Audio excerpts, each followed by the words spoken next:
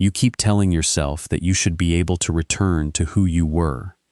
You remember the habits that once carried you, the conversations that once animated you, the ambitions that once gave your days a recognizable shape. You assume that if you could recover enough discipline, enthusiasm, or gratitude, the old life would begin to feel natural again. But something in you refuses. The identity that once protected you now feels like clothing tailored for a body you no longer inhabit. You may call this confusion, you may call it exhaustion, ingratitude, or a failure to adapt. You may even suspect that you have become difficult, distant, or too sensitive for ordinary life. Yet the deeper truth is more unsettling. You are not merely losing interest in a former version of yourself.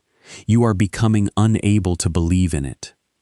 Carl Jung spent his life studying this exact rupture between the personality you learn to perform and the life the psyche is trying to make conscious. He understood that the most disorienting periods are not always signs that you have lost your way. Sometimes they begin because the way you were following no longer belongs to you. For an old soul, this recognition arrives with a peculiar mixture of grief and relief. You have spent years sensing meanings beneath appearances.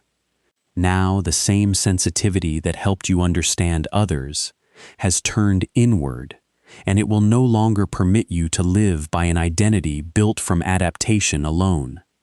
The trouble is that the old identity did not feel false while you were living inside it. It helped you survive.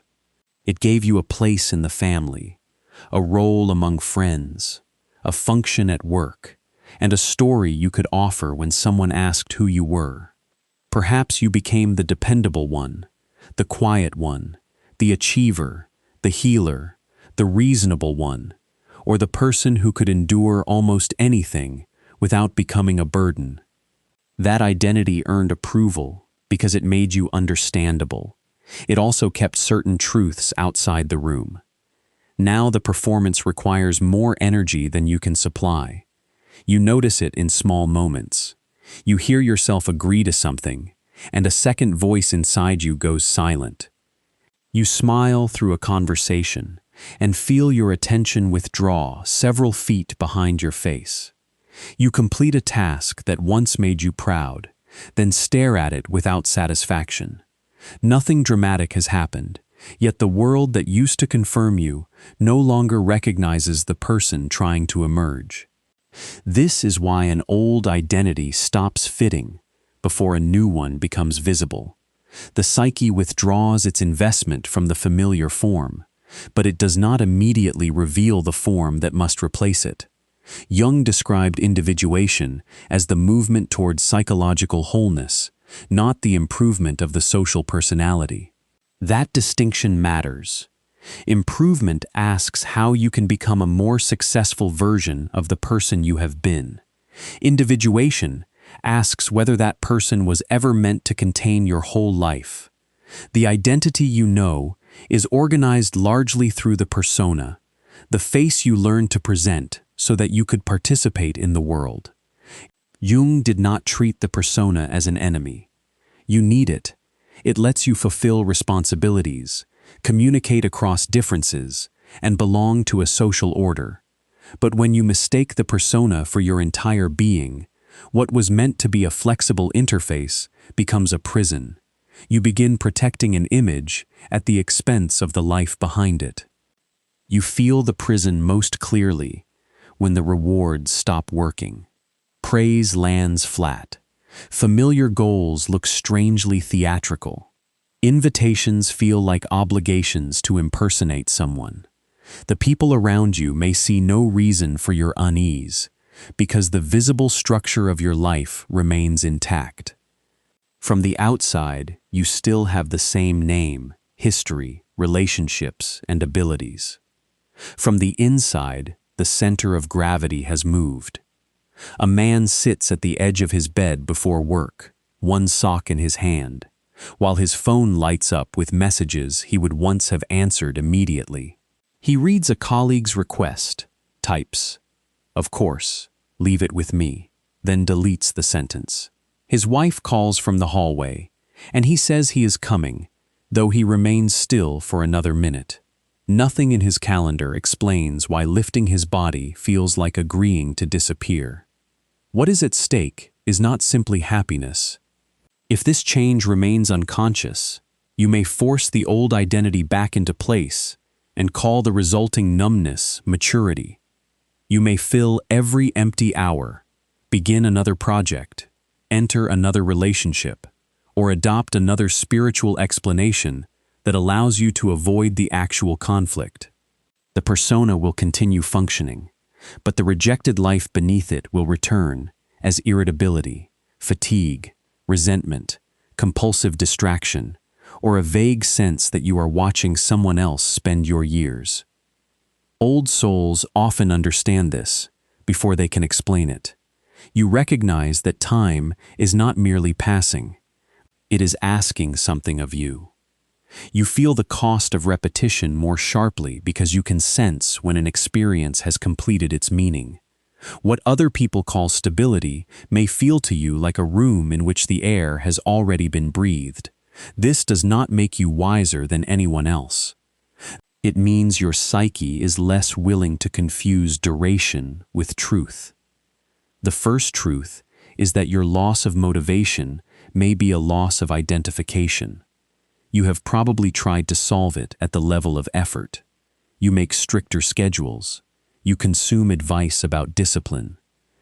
You promise to become consistent again. For a few days, the machinery restarts. Then the same heaviness returns, because the problem is not that you cannot push hard enough. The one doing the pushing is no longer convinced that the destination is yours. Jung observed that psychic energy follows meaning. Libido, in his broader psychological use of the word, is not limited to sexuality. It is the energy that animates attention, fantasy, desire, work, and relationship. When an identity serves development, energy flows toward it. When that identity becomes too narrow, the psyche may retract energy from it. Consciousness experiences that withdrawal as laziness or depression, because the ego cannot yet see where the energy is going. A woman opens a document she has edited every morning for 6 years. She changes one sentence, changes it back, and reaches for her coffee though the cup is empty. When her manager praises her reliability, she thanks him with the practiced warmth everyone expects. Later, in the elevator, she watches the floor numbers descend and feels an unexpected urge to cry, not because the job is terrible, but because she can no longer locate herself inside the person who performs it so well. What you have been calling laziness may be the psyche refusing to finance an identity that has exhausted its meaning. This does not mean every unwanted responsibility is false or that discomfort proves you should leave. The psyche is not a machine for producing constant excitement. Meaningful commitments often require endurance, repetition, and sacrifice. The distinction is subtler. Healthy effort leaves some inward sense of participation, even when you are tired. Identity exhaustion leaves you feeling absent from your own actions. You do not merely dislike what you are doing.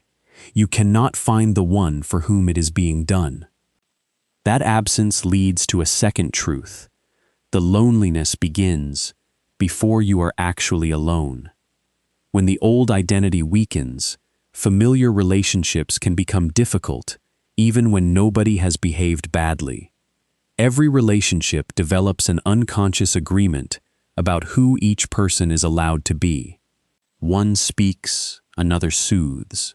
One needs, another rescues. One provokes, another remains reasonable. These patterns create predictability, and predictability often masquerades as intimacy. When you stop supplying your usual response, the relationship discovers how much of its stability depended on your repetition.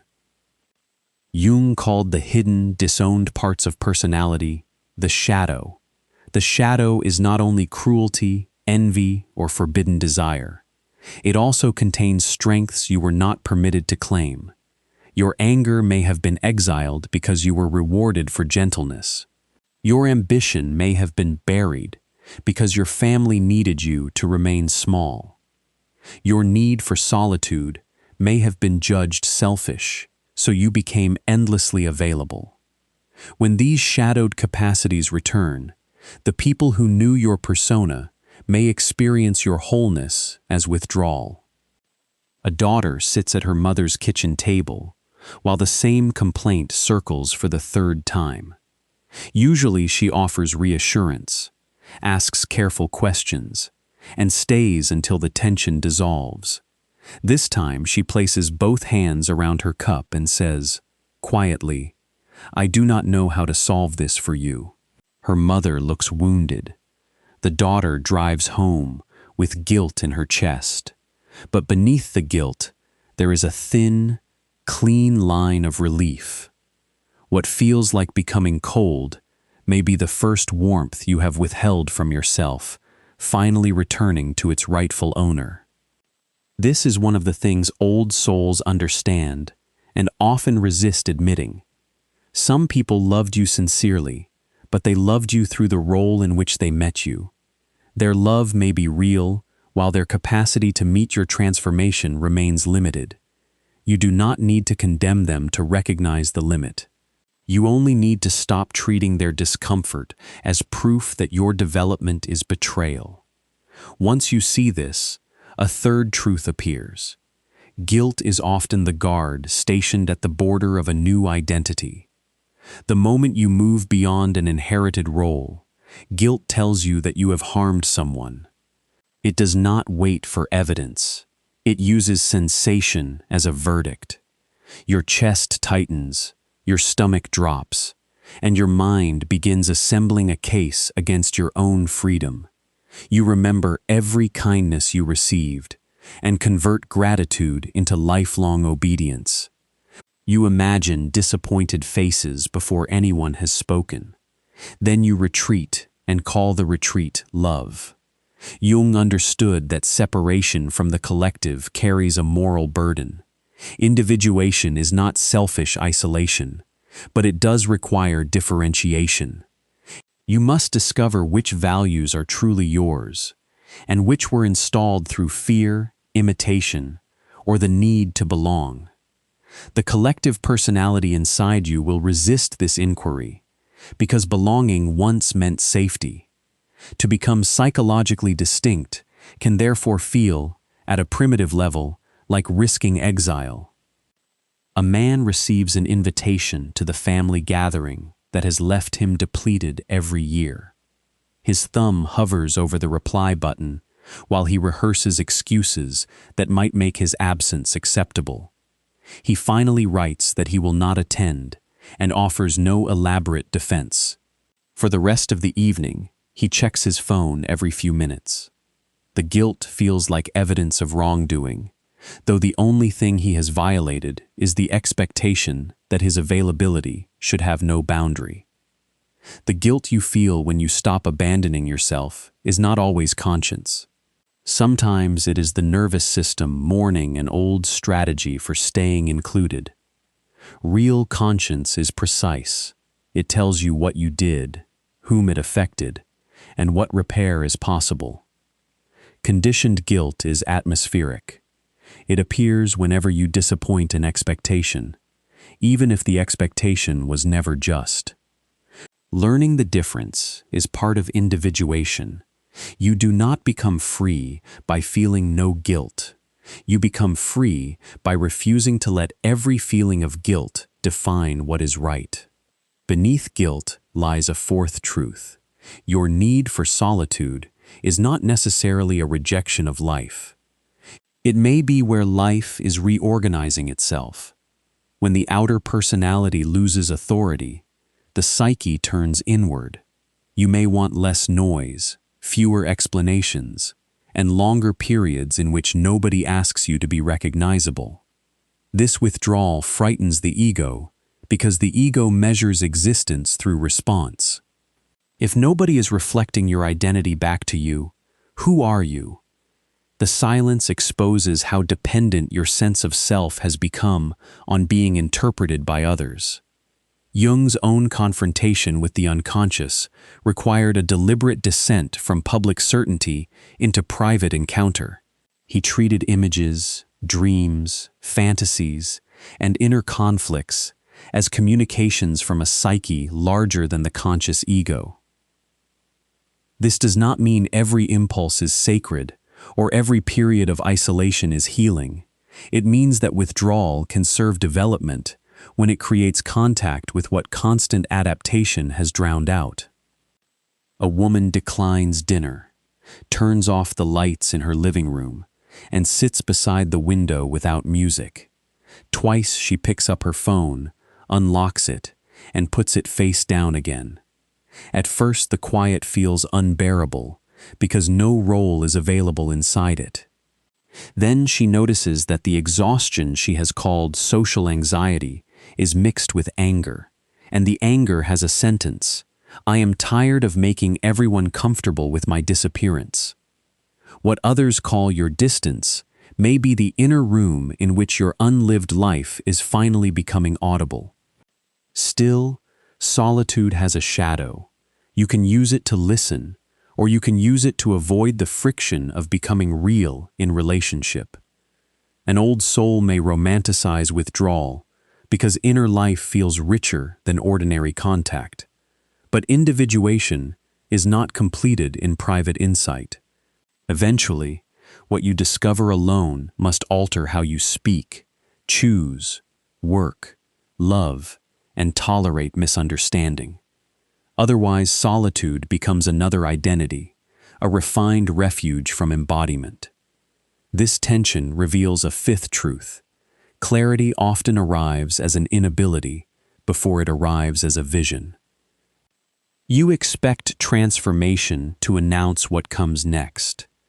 Instead, it first removes your capacity to continue what came before.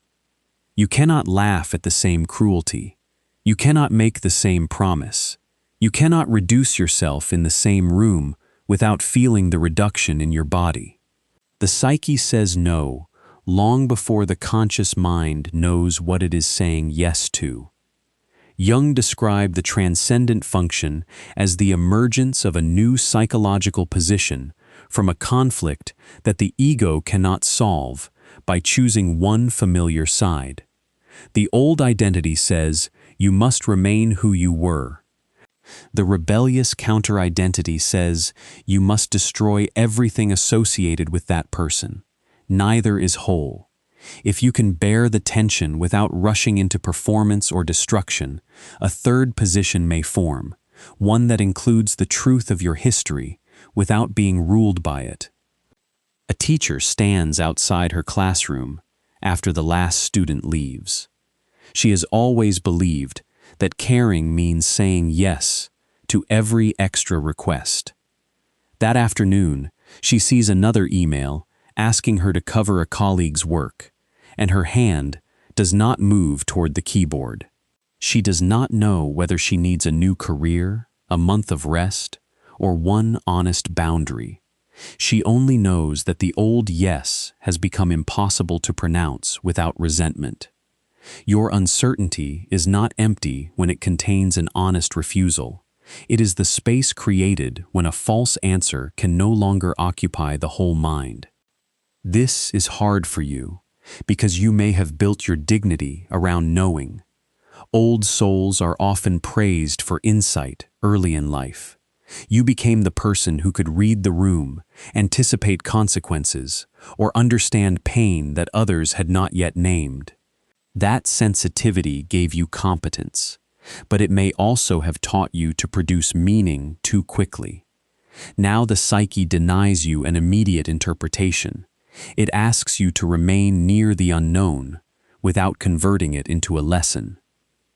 The sixth truth is that grief is not evidence that the old identity was wrong. It is evidence that it was once alive. You may be tempted to rewrite your past so departure feels easier. You call the old relationship toxic, the old ambition shallow, the old community unconscious, or the old self naive. Sometimes those judgments contain truth, but if they become total, they protect you from mourning. Contempt is often grief that refuses to bow its head. Jung's view of development was not built on eliminating earlier layers of personality. Individuation asks for integration. The child does not vanish when the adult develops. The persona does not disappear when the self becomes a deeper organizing principle.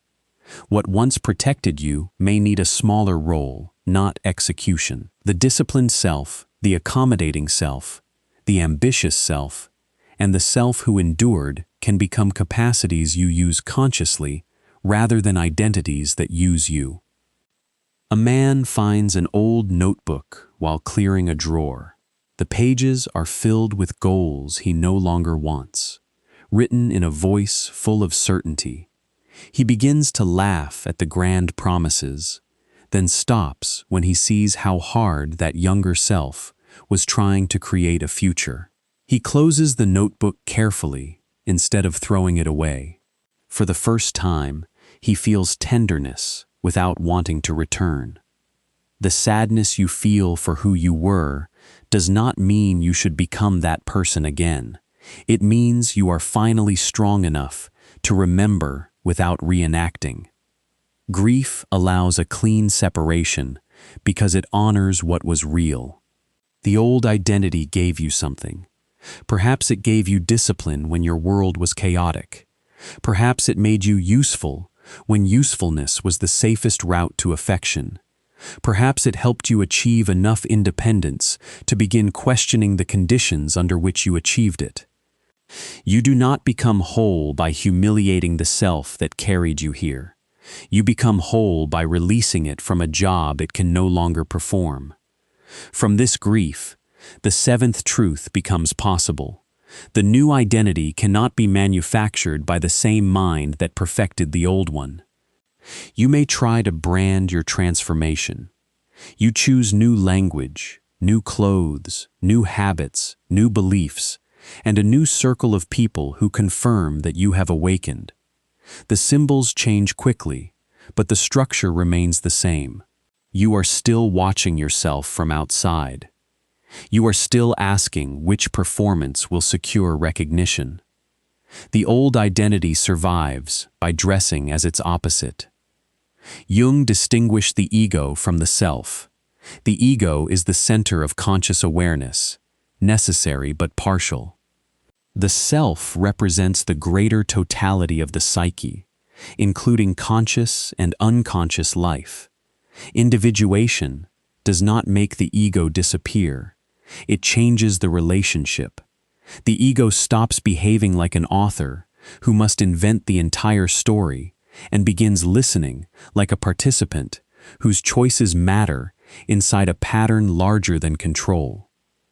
A woman leaves a career that made her feel invisible and immediately fills her shelf with books about reinvention. She changes her biography, posts declarations about authenticity, and checks repeatedly to see who has responded. One morning, she deletes a carefully composed announcement before publishing it. She spends the day doing unremarkable work that no one will praise, and notices that the quiet satisfaction feels more solid than the identity she was preparing to display. The self you are becoming may feel unimpressive at first, because it is no longer designed to convince an audience that it exists. This is why the new life often begins in gestures too small to call transformation. You pause before agreeing. You tell the truth without decorating it. You allow a preference to remain a preference rather than turning it into a philosophy. You finish something privately. You rest before collapse forces you to. You let another person misunderstand a boundary without rushing to edit their perception. None of this gives the ego a dramatic rebirth. It gives the psyche evidence that your conscious life can be trusted. For an old soul, the deepest temptation is to make depth itself into an identity. You may take pride in seeing what others miss, feeling what others avoid, or outgrowing what others still desire. But Jung's psychology offers no crown for being inwardly complex. The unconscious belongs to everyone. Sensitivity does not exempt you from projection, vanity, fear, or self-deception. In fact, the identity of being an old soul can become one more persona, especially when it protects you from the ordinary humiliation of needing people, making mistakes, and participating in imperfect life. The shadow beneath the shadow is that part of you may prefer not fitting anymore. Not fitting can become a moral advantage. It can let you stand outside every room and judge the compromises made by those inside it. It can protect you from choosing a limited path because every actual path excludes 1,000 imagined ones. It can turn your transition into permanent exceptionalism.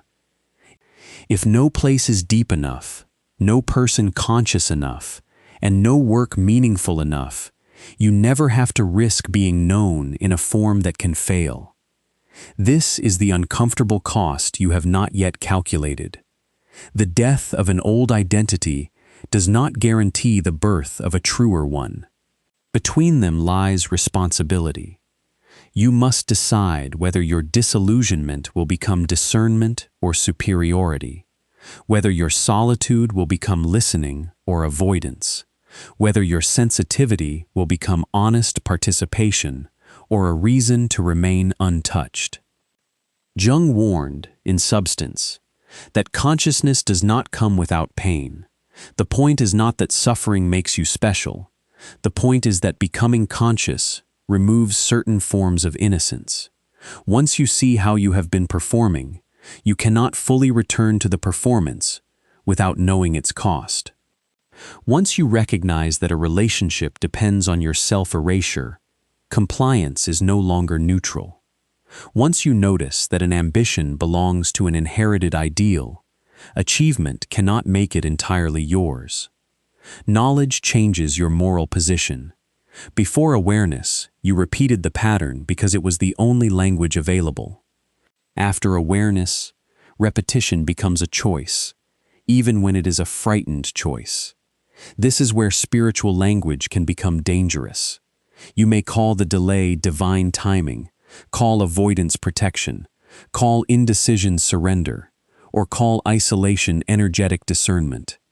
Any of those descriptions may contain truth. They can also conceal the fact that a concrete conversation, refusal, apology, departure, or commitment is waiting for you. A man spends months telling himself that he is in a season of withdrawal. He journals every morning and speaks eloquently about alignment. Yet one unopened message remains pinned at the top of his phone, written by the friend whose trust he broke before disappearing. Each evening he sees the name, feels the contraction, and returns to his reflections. His inner life has become sophisticated enough to describe the door and not honest enough to touch the handle. Your insight becomes another defense when it explains your life more beautifully than you are willing to live it. The choice before you will cost something real. If you speak honestly, someone may prefer the version of you who stayed silent. If you stop overfunctioning, a system built around your excess labor may call you unreliable. If you admit what you want, you may discover that your current life cannot contain it. If you commit to a path, you lose the fantasy of every other path. If you let yourself be ordinary, you lose the protection of being perpetually misunderstood. You cannot integrate a new identity while keeping every reward attached to the old one. This is the bargain the ego keeps trying to negotiate. It wants authenticity without conflict, boundaries without disappointment, change without grief, and a calling without limitation. But every form of life has edges. To become someone is to stop rehearsing certain possibilities. The self may be larger than the ego, yet it still asks to be expressed through finite days, particular relationships, imperfect work, and choices that cannot remain symbolic forever. There is another cost, quieter but equally severe. Some people may never update their image of you. You can explain with perfect compassion and still be remembered as selfish, unstable, ungrateful, or lost. The old identity trained you to manage perception, so this may feel intolerable. You will want one final conversation in which everyone understands why you had to change. That conversation may never happen. Individuation requires you to survive being misread without turning the misunderstanding into hatred. You do not need to make others villains so that you can become real. You do not need their agreement to confirm your inner movement. But you do need enough humility to ask whether some criticism contains information. Freedom from the old identity is not freedom from accountability. The emerging self must be capable of repair, not merely refusal. This is where the old soul meets a difficult equality. You are not above the people who remain comfortable in roles you have outgrown. Their path is not yours to diagnose. The person who loves routine may not be asleep. The person who values convention may not be afraid. The person who does not understand your change may still see an aspect of your behavior that your grand explanation excludes. Depth without humility hardens into narcissism, and spiritual difference becomes a shield against reciprocal human life. So you stand at a threshold that cannot be crossed by insight alone. Behind you is a self that no longer fits. Ahead of you is no finished identity, only a growing capacity to live without betraying what you know. The threshold asks whether you can release the demand to appear coherent while a deeper coherence forms. It asks whether you can disappoint the past without despising it. It asks whether you can enter life again without hiding inside the label of transformation. You are allowed to stop forcing the old energy to return. You are allowed to stop proving that the life which once suited you should suit you forever. You are allowed to appreciate what a role gave you and still place it down. Gratitude does not require permanent residence. Loyalty does not require psychological disappearance. Maturity does not mean becoming endlessly capable of enduring what your deepest awareness has already refused. You are also allowed to stop demanding a complete new identity before you make one honest choice. The psyche rarely provides a finished map. It gives pressure, dream, symptom, attraction, resistance, and moments of unmistakable aliveness. It corrects direction through experience. The ego wants certainty because certainty protects it from embarrassment. The self asks for relationship, which means attention, response, and the willingness to be changed by what follows. You do not have to announce who you are becoming. You do not have to turn your private transition into public evidence. Let the new center show itself in the quality of your choices. Let it appear in the promise you no longer make, the resentment you no longer disguise as kindness, the work you can perform without leaving yourself behind, and the silence that no longer feels like punishment. You are permitted to carry parts of the old identity forward. The goal is not purity. The dependable one may remain dependable, but no longer at the price of a body held in constant alarm. The achiever may still build, but no longer to earn the right to exist. The sensitive one may still perceive what others miss, but no longer assume responsibility for every feeling in the room. The quiet one may still love silence, but no longer use silence to avoid being seen. Integration is not a dramatic replacement of oneself by another. It is a change in authority. What was automatic becomes conscious. What was compulsory becomes available. What was banished receives language. What was performed for survival can become a tool rather than a master. This is the other side of the accusation with which you began. You thought you were failing because you could not return to yourself. But the self you were trying to return to was a structure built for an earlier necessity. It deserves respect, not obedience. Its failure to fit is not proof that you have become lost. It is evidence that your inner life has grown large enough to make unconscious loyalty painful. The settled response is neither to crawl back into the old identity nor to destroy it in contempt. You can thank it, you can grieve it, you can notice when it reaches for control. Then you can choose from a deeper place, even if the choice is small and your voice trembles while making it. An old soul does not become whole by escaping every identity. You become whole when no single identity is forced to carry everything you are. The persona takes its rightful place. The shadow returns its buried capacities. The ego learns to listen, and the life before you becomes less impressive perhaps, but more inhabitable. The old identity stopped fitting because it had completed the work it knew how to do. Your task is not to squeeze yourself back inside it. Your task is to become trustworthy enough that the unlived parts of you no longer need to remain in shadow.